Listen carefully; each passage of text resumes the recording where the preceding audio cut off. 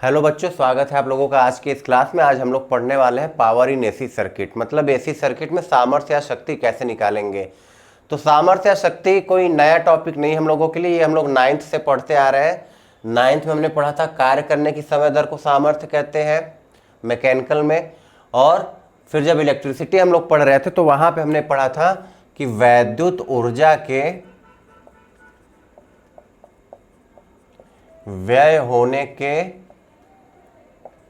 समय दर को, वैद्युत ऊर्जा के व्यय होने के समय दर को वैद्युत सामर्थ्य अथवा वैद्युत शक्ति कहते थे। इसको हम लोग P से प्रदर्शित करते थे। P बराबर लिखते थे W/T, या इसके और भी फॉर्मूले थे। P बराबर V × I था, P बराबर V²/R था, P बराबर I²R था। ये चीजें हम लोग सीख चुके हैं। तो आज यही सामर्थ्य अथवा शक्ति हम लोगों को किसके लिए पढ़ना है? एसी सर्किट के लिए पढ़ना है। तो देखते हैं एसी सर्किट में कैसे हम लोग सामर्थ्य अथवा शक्ति निकालते हैं। तो डिफिनीशन तो वही रहेगी कि वैद्युत ऊर्जा के व्यय होने की समय दर को, किसी एसी सर्किट में वैद्युत ऊर्जा के व्यय होने की समय दर को हम लोग क्या बोलेंगे? वैद्युत सामर्थ्य या वैद्युत शक्ति। तो हम लोग अपना एक RLC सर्किट लेते हैं, मतलब एक ऐसा एसी सर्किट जिसमें रजिस्टर भी हो, इंडक्टर भी हो और कैपेसिटर भी हो। तो उसका फेजर डायग्राम हम लोगों ने देखा था, कुछ इस तरीके से आता था। अगर हम ये बोल देते थे कि VLO ग्रेटर देन VCO, तो ऊपर की तरफ हमको मिलता था VLO माइनस VCO। इधर क्या मिलता था? तो इधर हमको रजिस्टर वाला वोल्टेज मिलता था और करंट का पीक वैल्यू मिलता था।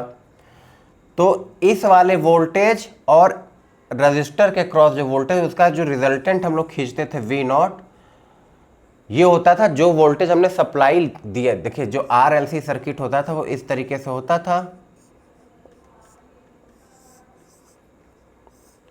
ये होता था वोल्टेज सप्लाई जो हमने दिया V0 sin ओमेगा t।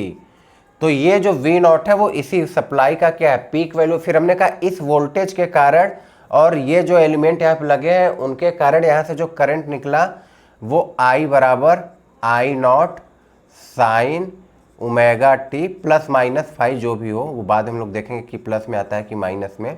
ये था जहाँ पे I0 क्या होता था? इस वाले करंट की पीक वैल्यू। तो वही ये है I0 इस वाले करंट की पीक वैल्यू है। VRO इस रेजिस्टेंस का जो इक्विवेलेंट वोल्टेज है वहाँ पे इसके क्रॉस वो VRO, और इन दोनों को सॉल्व करने पे इनका जो इक्विवेलेंट वोल्टेज है वो ये है VLO माइनस VCO। तो यहाँ पे हम देखते थे कि वोल्टेज क्या है? आगे है और करंट पीछे है। तो करंट कितना पीछे होता है? तो फाई एंगल इसको मान लेते हैं। तो इसका मतलब यहाँ पे करंट किसके बराबर आएगा? Omega T minus five. देखिए, वोल्टेज आगे है और करंट पीछे है, तो पीछे के लिए हम लोग क्या लिखते थे? माइनस।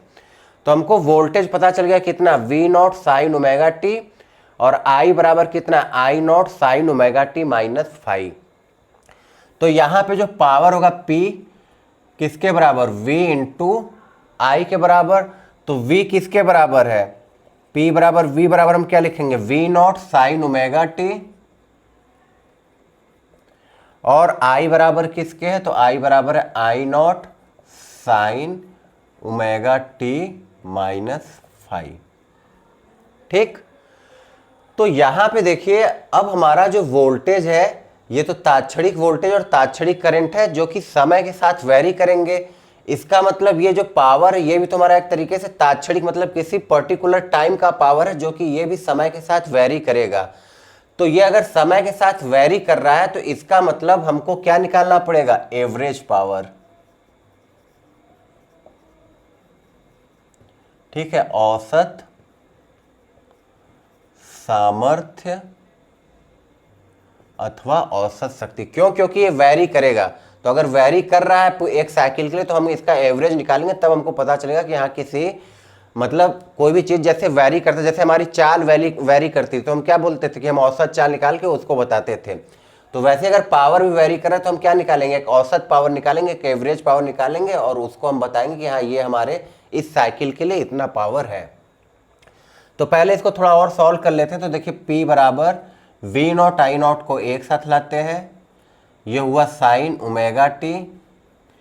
इसको अगर सॉल्व करेंगे तो साइन ए माइनस बी क्या होता है? Sine A cos B. तो sine omega T cos phi, फिर माइनस साइन है कॉस भी माइनस कॉस है साइन भी, तो cos omega T sine phi. Sine omega T का अंदर गुणा कर देते हैं तो V naught I naught, sine omega T यहाँ हुआ तो sine square omega T cos phi, minus यहाँ पे गुणा करेंगे तो sine omega T cos omega T sine phi. तो देखिए साइन थीटा कॉस थीटा, अगर हम 2 का ऊपर और 2 का नीचे गुणा कर देते हैं तो ये हो जाता है साइन 2 थीटा, बटे में क्या आ गया 2। तो वही चीज़ हम यहाँ भी लिख सकते हैं, तो इसको हम क्या लिख सकते हैं, V naught I naught sine square omega T cos phi minus 1/2, इन दोनों की जगह क्या लिखेंगे साइन 2 थीटा, मतलब साइन 2 ओमेगा टी और साइन फाई। ठीक, तो ये हो गया हमारा एक तरीके से ताक्षणिक पावर जो कि समय के साथ साथ वैरी करेगा। जैसे जैसे हम t की वैल्यू चेंज करेंगे ये p भी क्या होगा, चेंज होगा। तो अगर चेंज होगा तो हमको इसका एक औसत मान निकालना होगा, तो वो औसत हम किसके लिए निकालेंगे, एक साइकिल के लिए निकालेंगे। साइकिल का मतलब ये हमारा एक साइकिल है, यहाँ से लेके यहाँ तक, जब जो हमारा एक चक्कर पूरा हो रहा है उसको हम लोग एक साइकिल बोलते थे। और ये जो समय लगता था यहाँ पे उसको हम लोग आवर्तकाल बोलते थे, जिसको हम लोग कैपिटल टी से प्रदर्शित करते थे। एक चक्कर में लगे समय को हम लोग क्या बोलते थे, आवर्तकाल। तो इसका मतलब हमको टी समय के लिए एवरेज वैल्यू इसकी निकालनी है कि कितनी होगी। तो चलिए देखते हैं कैसे निकलता है एवरेज इसका। तो इसका मतलब इसको हम क्या लिख सकते हैं, average of V naught I naught sine square omega T cos phi minus 1/2 sine 2 omega T sine phi. देखिए एवरेज अगर जैसे कोई नंबर है 2 तो 2 का एवरेज तो 2 ही रहेगा, या कोई नंबर है 3 तो 3 का एवरेज भी क्या रहेगा, 3 ही रहेगा। ये वेरी थोड़ी कर रहा है, ये तो कांस्टेंट है। वैसे ही वोल्टेज और करंट का पीक वैल्यू क्या होता है, कांस्टेंट होता है, तो उसका एवरेज तो उतना ही रहने वाला है, वी नॉट और आई नॉट। तो इसको हम एवरेज के यहाँ से बाहर ले लेते हैं, तो लिख लेते हैं वी नॉट आई नॉट। इन दोनों को अलग अलग लिख लेते हैं, तो ये वाला कितना बचेगा, sine square omega T cos phi minus इसका एवरेज। देखिए 1/2 भी कांस्टेंट है तो 1/2 को बाहर लिख लेते हैं, sine 2 omega T sine phi. इसका एवरेज निकालना है हमको, किसके लिए निकालना है, तो एक साइकिल के लिए निकालना है। ठीक है, तो अब एवरेज देखते हैं कैसे निकलता है। तो देखिए एक चीज हमने स्टार्टिंग में सीखा था, साइन थीटा का ग्राफ इस तरीके से होता है, साइन 2 थीटा का भी ग्राफ इसी तरीके से होता है, कॉस थीटा का ग्राफ इस तरीके से होता है। ठीक है, तो इनका एवरेज हमने वहां पे देखा था किसके बराबर आता है, 0 के बराबर। क्यों, क्योंकि जितना ऊपर प्लस में उतना ही नीचे माइनस में। वैसे जितना ये ऊपर प्लस में उतना ही नीचे माइनस में, जितना ये नीचे माइनस में उतना ही ऊपर प्लस में। तो sine theta cos theta sine 2 theta cos 2 theta, इन सभी का जो एवरेज होता है वो किसके बराबर आता है, 0 के। जबकि साइन स्क्वायर थीटा का जो एवरेज होता था वो 1/2 के बराबर आता था। एक बार हम सॉल्व करके देखेंगे। जैसे मान लीजिए पहले हमको साइन स्क्वायर ओमेगा टी का एवरेज निकालना है, तो देखिए एवरेज निकलता है कैसे, साइन स्क्वायर ओमेगा टी का एवरेज का मतलब कितने टाइम पीरियड के लिए निकालना है, तो एक चक्कर के लिए। तो एक चक्कर के लिए आवर्तकाल समय के बराबर होता है, तो 0 to t sign square omega T dt बराबर टोटल समय। औसत तो हम ऐसे निकालते हैं, अगर औसत निकालना है तो हम समय से भाग देते थे। तो चलिए इसका समाकलन करते हैं। तो साइन स्क्वायर ओमेगा टी का समाकलन कैसे करें, तो इसको हमको चेंज करना पड़ेगा किस वाले फॉर्मूले से, देखिए इस वाले फॉर्मूले से। कॉस 2 थीटा बराबर होता है cos square theta minus sine square theta. इसको हम लोग लिखते हैं 1 - 2 साइन स्क्वायर थीटा। मैथ वाले बच्चे जानते होंगे ये, हालांकि बायो वाले भी 9th 10th में इसको पढ़े होंगे। तो यहाँ से हमको साइन स्क्वायर थीटा चाहिए, तो देखिए 1 - 2 साइन स्क्वायर थीटा किसके बराबर है, कॉस 2 थीटा के। तो 2 साइन स्क्वायर थीटा किसके बराबर आएगा 1 माइनस कॉस 2 थीटा, ये 2 थीटा है, कॉस 2 थीटा को इधर ला तो 1 माइनस कॉस 2 थीटा और 2 साइन स्क्वायर थीटा उधर गया तो प्लस में हो गया। तो साइन स्क्वायर थीटा किसके बराबर 1 माइनस कॉस 2 थीटा बटे 2।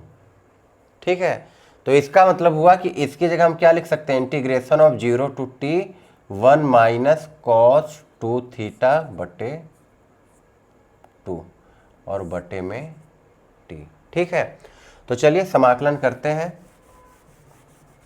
देखिए यहां से हम लोग चाहे तो 1/2t बाहर ले सकते हैं, तो 1/2t लेते हैं बाहर इस तरीके से।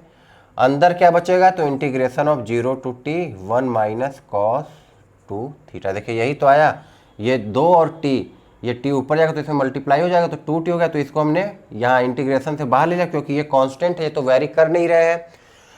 तो अब इसका हमको समाकलन करना है। 2 थीटा की जगह क्या है यहाँ पे 2 omega T cos 2 omega T और ये क्या हो गया dt, तो cos 2 omega T integration of dt।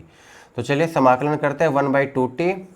एक का समाकलन करेंगे तो किसके बराबर t के बराबर आएगा, लिमिट कितना रखेंगे 0 से t, minus cos 2 omega T का समाकलन करेंगे तो कॉस थीटा का होता है साइन थीटा, तो साइन 2 ओमेगा टी बटे क्या आएगा 2 ओमेगा, तो बटे 2 ओमेगा, लिमिट क्या रखेंगे 0 से t, तो 1/2t, ये इसका लिमिट रखेंगे t, तो t आएगा -0, तो -0 हो गया। ठीक, एक तो ये हो गया। यहाँ पे देखिए क्या आएगा, तो इस हमको क्या लिखना है साइन 2 ओमेगा टी, तो साइन 2 ओमेगा, इस t की जगह कैपिटल T। तो अगर हम ओमेगा की वैल्यू रख दे तो देखिए ओमेगा की वैल्यू कितनी होती है, ओमेगा होता है 2π/t इंटू टी, तो t से t कट गया तो ये किसके बराबर आया साइन 4π। ठीक है, तो माइनस में साइन 4π, लोअर लिमिट रखेंगे t की जगह 0 रखेंगे तो ये क्या हो जाएगा साइन 0, तो साइन 0 बटे 2 ओमेगा, ये हो गया। तो अब देखिए साइन 4π और साइन 0, साइन 4π का भी मान होता है 0 और साइन 0 अंश का भी मान किसके बराबर होता है 0। तो ये पूरा किसके बराबर हो गया, ये तो पूरा हो गया किसके बराबर 0 के बराबर। तो ये बचा क्या यहाँ पे, तो यहाँ पे बचा 1/2t इंटू टी, तो t से t कट गया तो ये किसके बराबर आया 1/2।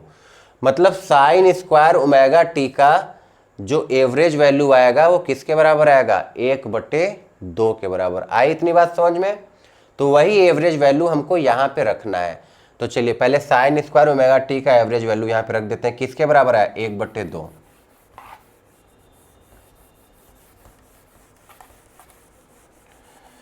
तो ये हो गया V0 I0। देखिए कॉस फाई तो कांस्टेंट है तो उसका एवरेज नहीं लेना, केवल एवरेज इसका लेना था। देखिए ये हो जाएगा कॉस फाई को बाहर लाएंगे और एवरेज हमको किसका निकालना है साइन स्क्वायर ओमेगा टी का। तो इसका एवरेज हमने देखा एक साइकिल के लिए किसके बराबर है 1/2, तो ये पूरी वैल्यू किसके बराबर हो जाएगी 1/2 कॉस फाई, तो ये किसके बराबर है 1/2 कॉस फाई। माइनस अब इसका एवरेज निकालना है sine 2 omega T sine phi, तो ठीक है साइन फाई तो कांस्टेंट है, बस साइन 2 ओमेगा टी का हमको एवरेज निकालना है। तो साइन 2 ओमेगा टी का एवरेज कैसे निकलेगा, तो एवरेज निकालना भी हमने सीखा है 0 to t sine 2 omega T बटे समय, तो समय टोटल कितना आवर्तकाल के बराबर है, तो हमको यही सॉल्व करना है। तो देखिए साइन थीटा का जो समाकलन होता है वो किसके बराबर माइनस कॉस, तो minus cos 2 omega T, 1/t को बाहर लिख लेते हैं, बाद में देखेंगे जो सॉल्व करके आ रहा है, माइनस कॉस 2 ओमेगा टी बटे 2 ओमेगा, ये आएगा इसका समाकलन साइन 2 ओमेगा टी का कितना माइनस कॉस 2 ओमेगा टी बटे 2 ओमेगा। लिमिट क्या रखना है 0 से t, तो चलिए लिमिट रखते हैं, पहले t रखते हैं तो माइनस को भी चलिए बाहर लेना तो माइनस ले लेते हैं बाहर। ठीक है, तो ये आया किसके बराबर -1/t cos 2 omega small T की जगह कैपिटल टी, माइनस फिर t की जगह 0, तो 0 रखेंगे तो 0 का पूरा गुणा होगा तो किसके बराबर हो जाएगा 0 के बराबर, और बटे में 2 ओमेगा। ठीक है, तो अब देखिए cos 2 ओमेगा टी देख लेते हैं किसके बराबर आएगा, तो cos 2 ओमेगा की value 2 pi by T into T, तो टी से टी कट गया तो ये किसके बराबर आएगा, cos 4 pi minus cos 0। Cos 4 पाई की वैल्यू 1, कॉस 0 की वैल्यू 1, तो 1 माइनस 1 किसके बराबर, 0 के बराबर। तो इसका मतलब ये पूरा किसके बराबर हो गया, 0। तो स्टार्टिंग में हमने पढ़ा था साइन थीटा और कॉस थीटा और साइन 2 थीटा और कॉस 2 थीटा, इनका एवरेज वैल्यू किसके बराबर होता है, 0 के बराबर। तो ये पूरा का पूरा अगर ये 0 है तो ये भी क्या हो गया, 0। देखिए इस तरीके से लिखेंगे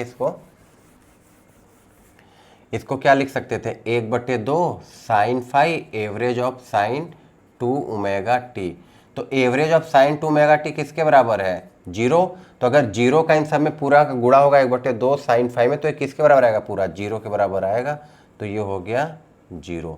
तो इसको जब हम सॉल्व करेंगे तो ये किसके बराबर है, 1/2 V naught I naught cos phi. यही हमारा होगा पी का एवरेज वैल्यू, किसके लिए, फॉर 1 साइकिल। एक साइकिल के लिए हमने निकाला पी की एवरेज वैल्यू किसके बराबर, 1/2 V naught I naught cos phi. ठीक है, साइन स्क्वायर ओमेगा टी का एवरेज वैल्यू एक साइकिल के लिए, 1 साइकिल के लिए किसके बराबर हमने निकाला था, 1/2। और साइन 2 ओमेगा टी का एवरेज वैल्यू फॉर 1 साइकिल, ये किसके बराबर, 0। ठीक है, तो ये याद रखना है आपको, कैसे आया वो हम लोगों ने देख लिया है, तो ये चीज़ इतनी आपको याद रखनी है। तो यहाँ पे जब हमने एवरेज रखा तो इसका 1/2, तो 1/2 cos phi, cos phi constant था तो उसका एवरेज नहीं लेना था, टी के लिए वेरी कर रहा था, यहाँ तो टी है नहीं, तो साइन स्क्वायर ओमेगा टी केवल वेरी कर रहा था, तो हमने इसका एवरेज निकाला तो आया 1/2, तो ये हो गया 1/2 cos phi. Sine 2 omega T का एवरेज निकाला तो वो 0, तो जब 0 का इनमें गुणा हुआ तो वो किसके बराबर हो गया, 0। तो ये आया हमारा किसी एसी सर्किट के लिए पावर की average value, 1/2 V naught I naught cos phi. ये जो कॉस फाई है ये है पावर फैक्टर, जिसको बोलते हैं शक्ति गुणांक। ठीक है, कॉस फाई का मतलब पावर फैक्टर, जिसको हम लोग बोलेंगे शक्ति गुणांक। वैल्यू किसके बराबर होगा, तो यहां से हम लोग देख लेते हैं, चलिए। तो अगर हमको याद हो अपना फेजर डायग्राम, तो इसकी जगह हम क्या लिखते थे, एक्स एल, इसकी जगह एक्स सी, ये होता था एक्स एल माइनस एक्स सी, मतलब ये वाली जो लंबाई होती थी ये होती थी एक्स एल माइनस एक्स सी।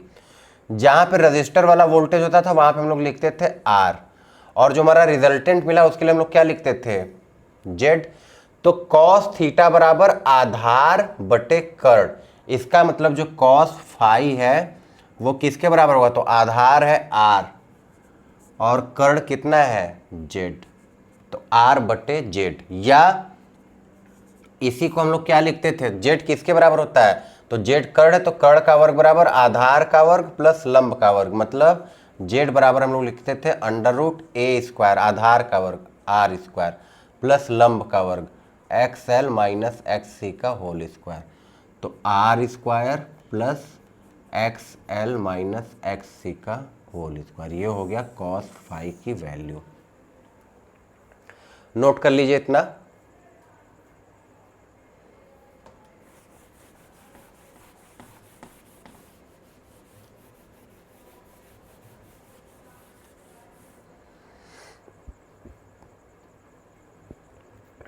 ठीक है, देखिए अब इसको और क्या लिख सकते हैं, तो हमको पता है √2 इंटू √2 किसके बराबर होता है, 2 के बराबर होता है। तो इस 2 को हम 2 भागों में बांटेंगे, √2 और √2, तो ये आएगा P बार बराबर V naught by √2 into I naught by √2 into cos phi. तो वी आर एम एस किसके बराबर होता था, वी नॉट बाई √2, वैसे ही आई आर एम एस किसके बराबर होता है, आई नॉट बाई √2। तो यहां पे हम लोग लिख सकते हैं वी आर एम एस गुणे I R M S cos phi. एक फॉर्मूला ये, कॉस फाई की वैल्यू आर बाई जेड, तो वो भी रख लेते हैं, तो वी आर एम एस गुणे आई आर एम एस गुणे आर बाई जेड। और क्या कर सकते हैं, तो देखिए हमने ये पढ़ा है आई आर एम एस बराबर वी आर एम एस बटे जेड। ठीक है, ये पढ़ा हम लोगों ने। तो वी आर एम एस की जगह हम लोग क्या लिख सकते हैं, आई आर एम एस गुणे जेड। तो वी आर एम एस की जगह आई आर एम एस गुणे जेड गुणे आई आर एम एस गुणे आर बटे जेड। तो जेड से जेड कट गया, तो यह आई स्क्वायर आर एम एस गुणे आर। एक फॉर्मूला ये निकल के आया, एक फॉर्मूला ये था, एक फॉर्मूला ये। ठीक है, ये देखिए कुछ ऐसा ही है जो हमने डीसी के लिए पढ़ा था, P बराबर आई स्क्वायर आर। बस एक चीज ध्यान देना, P यहाँ डीसी में हमने एक चीज और पढ़ा था, P बराबर वी स्क्वायर बटे आर। तो यहाँ पे ये जो P एवरेज होगा V square R M S बटे आर अगर हम लिख देंगे तो वो गलत हो जाएगा, ये रॉन्ग है, ये फॉर्मूला नहीं होगा। तो ये हमको ध्यान देना, ये फॉर्मूला हमको नहीं लिखना है। देखिए अगर हमको वी आर एम एस लाना है तो हम क्या लिखेंगे, वी आर एम एस तो है ही फॉर्मूले में, तो V R M S. I R M S की जगह क्या लिखेंगे, वी आर एम एस बटे जेड। कॉस फाई की जगह आर बटे जेड। तो ये आएगा V square R M S गुणे आर बटे जेड स्क्वायर। ठीक है, तो ये ध्यान देना है, P बराबर V square R M S बटे आर नहीं होता है, हाँ I square R M S गुणे आर होता है। ठीक, नोट कर लीजिए।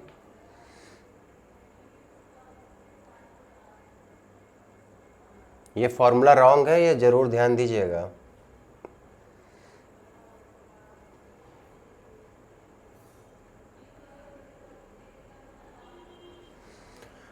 चलिए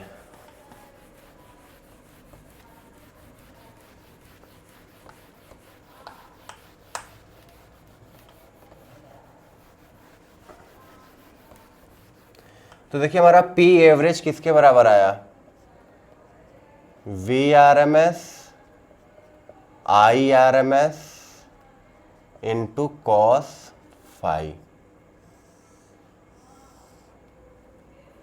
ठीक है, अगर हमारा जो सर्किट है प्योर रेजिस्टिव हो,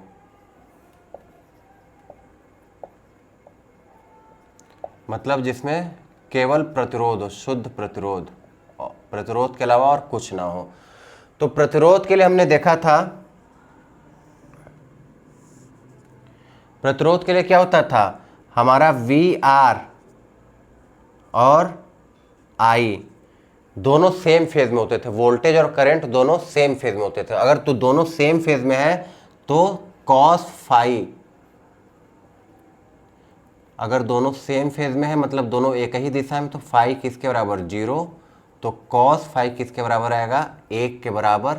तब हमारा P एवरेज किसके बराबर आएगा, वी आर एम एस गुणे आई आर एम एस। ठीक है, केवल प्रतिरोध जब होता था तो उसके लिए हमने देखा था वोल्टेज और करंट दोनों सेम फेज में होते हैं। तो ये भी देखिए यहां से एक चीज हम और बोल सकते हैं, जो कॉस फाई का अधिकतम मान होता है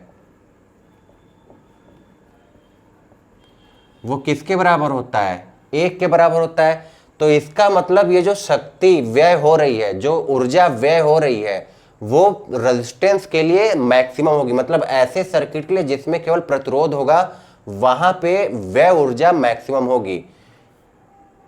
शुद्ध प्रतिरोध वाले सर्किट में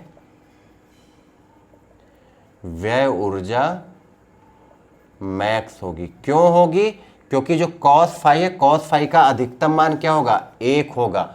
उसके अलावा देखिए अगर हमारे पास कोई भी सर्किट हो, जैसे आरसी सर्किट हो या एलसी सर्किट हो या आर एलसी सर्किट हो, इन सभी में देखिए क्या होगा, इस तरीके से कभी V नॉट आई नॉट ऊपर नीचे रहेंगे, लेकिन जो फाई का मान है वो हमेशा 0 से ज्यादा होगा। मतलब कभी भी वोल्टेज और करंट हमारे सेम फेज में नहीं होंगे।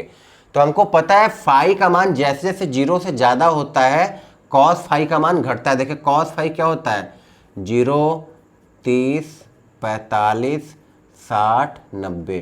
0 के लिए कॉस फाई 1, 30 के लिए √3/2, 45 के लिए 1/√2, इसके लिए 1/2 और इसके लिए 0। तो मैक्सिमम मान कब है cos फाई का? जब फाई किसके बराबर है? 0। 0 मतलब जो फेज डिफरेंस है वो 0 के बराबर। तो फेज डिफरेंस 0 किस में होता है? प्योर रेजिस्टिव सर्किट में। उसमें करंट और वोल्टेज दोनों सेम फेज में होते हैं। तो जब करंट और वोल्टेज दोनों सेम फेज में हुए तो फाई 0 हुआ, cos फाई का मान अधिकतम हो गया 1 के बराबर। इसका मतलब जो हमारा यहाँ पे ऊर्जा व्यय हो रहा है प्रति सेकेंड, उसका मान भी अधिकतम हो गया, Vrms गुणे Irms। उसके अलावा हमारे पास चाहे आरसी सर्किट हो, चाहे एलसी सर्किट हो, चाहे आरएलसी सर्किट हो, सभी में फाई का मान 0 से ज्यादा होगा। तो अगर फाई का मान 0 से ज्यादा है, इसका मतलब cos फाई का मान क्या होगा? कम होगा, 1 से कम होगा। तो यहाँ पे जो वैल्यू आएगी Vrms गुणे Irms, जैसे हम बोल दे 30 अंश, तो क्या हो जाएगा? करड़ी में 3/2। तो देखिए अगर करड़ी में 3/2 है तो इसको हम हल करेंगे तो ये Vrms गुणे Irms से कम आएगा वैल्यू, मतलब इस वाले से कम आएगा। तो सबसे ज्यादा ऊर्जा व्यय तब होगा जब हमारे सर्किट में केवल क्या जुड़ा हो? रजिस्टर जुड़ा हो। और रजिस्टर के अलावा अगर कैपेसिटर, इंडक्टर ये सब जुड़े होंगे तब वहां पे जो ऊर्जा व्यय हो रही है वो कम हो जाएगी। ठीक है। इसके अलावा अगर प्योर इंडक्टर और प्योर कैपेसिटर हो, प्योर इंडक्टर या प्योर कैपेसिटर, शुद्ध प्रेरक और शुद्ध संधारित्र। तो अगर आपको याद हो प्योर इंडक्टर में इस तरीके से आता था, वोल्टेज इधर, करंट इधर, दोनों के बीच में फेज डिफरेंस कितना? 90। कैपेसिटर वाले में करंट इधर, वोल्टेज इधर, अभी भी फेज डिफरेंस कितना? 90। मतलब फाई इसमें किसके बराबर आएगा? 90 अंश के बराबर। तो cos फाई किसके बराबर हो जाएगा? cos 90, जो कि किसके बराबर? 0। तो अगर cos P, देखिए P एवरेज किसके बराबर है? Vrms गुणे Irms गुणे cos फाई। तो cos फाई तो क्या किसके बराबर? 0 के बराबर। तो 0 का जब इसमें गुणा होगा तो P एवरेज किसके बराबर हो जाएगा? 0 के बराबर।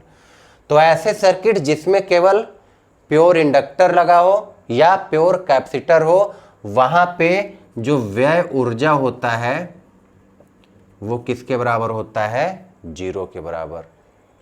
होता क्या है देखिए, जो प्रेरक होता है, इंडक्टर जो होता है, उसमें ये मान लीजिए हमारा एक साइकिल है, तो 1/4 तक ऊर्जा उसमें स्टोर होती है। फिर अगले 1/4 हिस्से तक जो ऊर्जा उसके अंदर स्टोर हुई होती है वो उसको खर्च करता है, तो फिर से हो गया 0। फिर नीचे वाले साइकिल में आता है, फिर से ऊर्जा स्टोर होती है और फिर से वो उस ऊर्जा को खर्च कर देता है। तो इसीलिए इसमें जो व्यय ऊर्जा होता है वो 0 के बराबर होता है।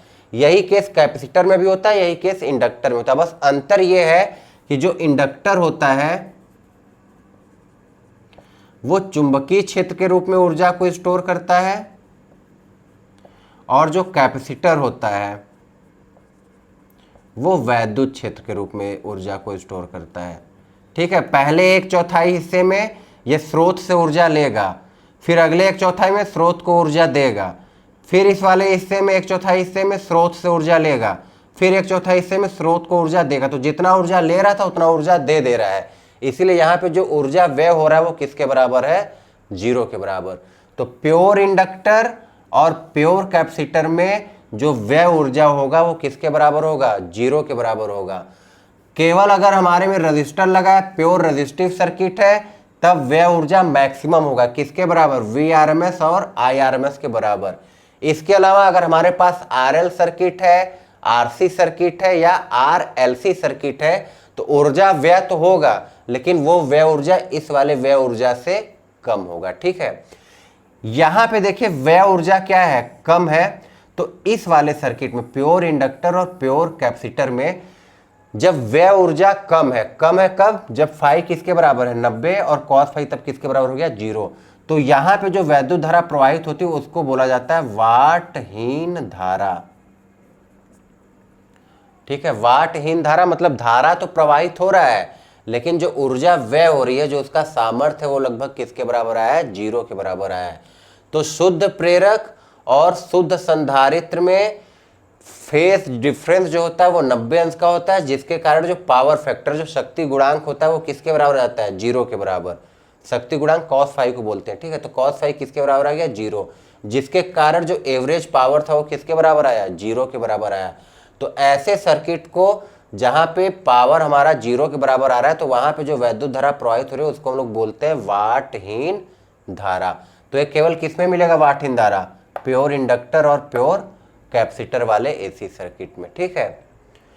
तो ये थी कुछ बातें पावर के लिए एसी सर्किट की, जो कि आपको याद रखना है। क्या क्या याद रखना है, एक तो ये फॉर्मूला, तो एक तो फॉर्मूला था P बराबर V0 I0 cos फाई, ये दोनों जब पीक वैल्यू होते हैं वोल्टेज और करंट के। फिर आरएमएस वैल्यू में हमने देखा P बराबर वी आरएमएस गुणे आई आरएमएस गुणे कॉस फाई, सारे एवरेज पावर है, ठीक है। कॉस फाई को क्या बोलते हैं, पावर फैक्टर, शक्ति गुणांक, जिसकी वैल्यू किसके बराबर होती है, आई आर बाई जेड के। तो इसी को हमने हल किया तो P बराबर किसके, आई स्क्वायर आरएमएस गुणे आर, मतलब अगर हमको व्यय ऊर्जा निकालना है, किस दर से ऊर्जा व्यय हो रही है, तो P बराबर आई स्क्वायर आरएमएस गुणे आर। हाँ, वी स्क्वायर आरएमएस बटे आर नहीं लिख सकते, जैसा डीसी में लिखते थे, ये गलत हो जाएगा, ठीक है। तो ये याद रखना है, P बराबर आई स्क्वायर आरएमएस गुणे आर, नहीं तो हमको ये वाला फॉर्मूला लगाना है वी आरएमएस आई आरएमएस गुणे आर बाई जेड।